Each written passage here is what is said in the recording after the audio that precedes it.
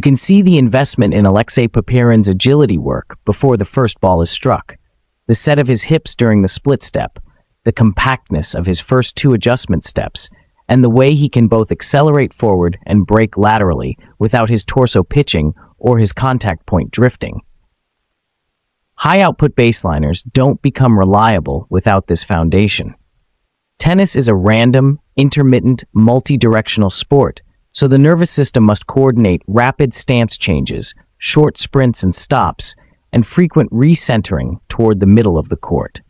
That is why the most visible outcome of his training isn't just speed, it's the economy with which he arrives, on balance, on time, and ready to repeat. Physiologists have long emphasized that modern tennis performance is built on repeated accelerations and decelerations layered atop the player's hitting skill.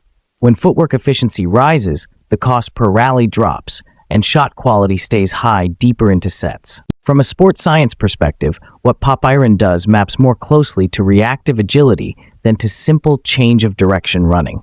He's training the coupling between perception and action, seeing the opponent's shoulder open, reading ball flight, splitting, then exploding to a spot that didn't exist half a second ago.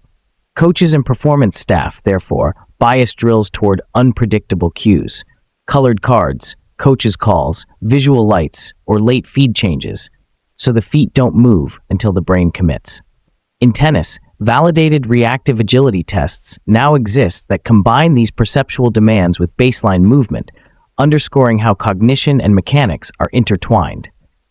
Building that coupling is what converts raw speed into usable court coverage.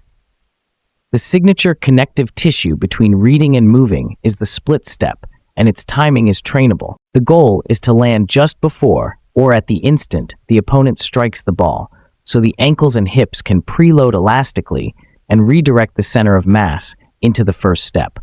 Land too early and stiffness leaks away. Too late and you're forced into a stuttered, defensive start. Studies tracking pros and juniors show performance differences in the micro-windows around contact and link optimal timing to neuromechanical qualities like leg stiffness. Exactly the attributes that Popyrin's hopping series, low-amplitude pogos, and short ground contact jumps aim to sharpen. Those drills aren't vanity plyometrics.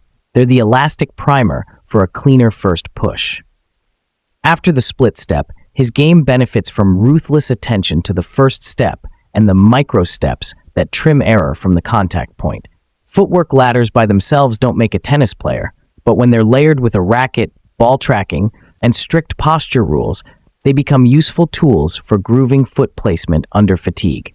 Travel-friendly protocols, short bouts of rope skipping, rapid stance switches, compact lateral shuffles in a hotel room, keep neural freshness on the road and protect the movement signature he relies on. The key is marrying foot speed with racket tasks, so acceleration does not pull the head and sternum offline. Only then do the hips clear quickly while the eyes stabilize on the bounce and rise of the ball. A powerful baseliner also needs footwork variability, not a single perfect pattern.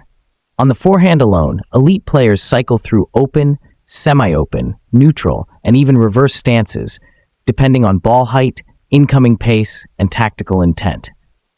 Research examining forehand attacking situations at the top level shows how these patterns are selected rather than imposed. The player's task in court geometry drive the feet, agility practice that rehearses multiple entries to the ball, open stance lateral hops for heavy cross-court, crossover into a neutral plant for linear drive, drop step recovery for inside-out patterns, teaches the nervous system to pick the right stance in real time. That variability is what lets Popyrin strike big without looking rushed. Equally important is braking. If acceleration is how he gets to the ball, efficient deceleration is how he owns the strike zone and recovers for the next shot. Horizontal decelerations carry unique ground reaction profiles, high-impact peaks and steep loading rates that can overwhelm tissue if technique or capacity is lacking. Smart programs therefore emphasize eccentric strength of the posterior chain and frontal plane control. Think low-amplitude lateral hops with strict knee tracking, split squat eccentrics with long lowering phases, and constrained break steps that teach the foot to accept load under a stiffened ankle. Better breaks do two things at once. They improve change of direction time and reduce mechanical stress on knees and hips across long matches. For a player who wants to step inside the baseline and still recover to neutral, that's non-negotiable. Link this back to his ball striking, and you see why his baseline style now holds up against pace. Sharper first steps buy him an extra sliver of time to set the racket path. Firmer braking lets him stop leaking ground on deep replies. Crisper micro-adjustments keep his contact point in the same window more often, so his heavy forehand lives above net height and his backhand stays on line when stretched.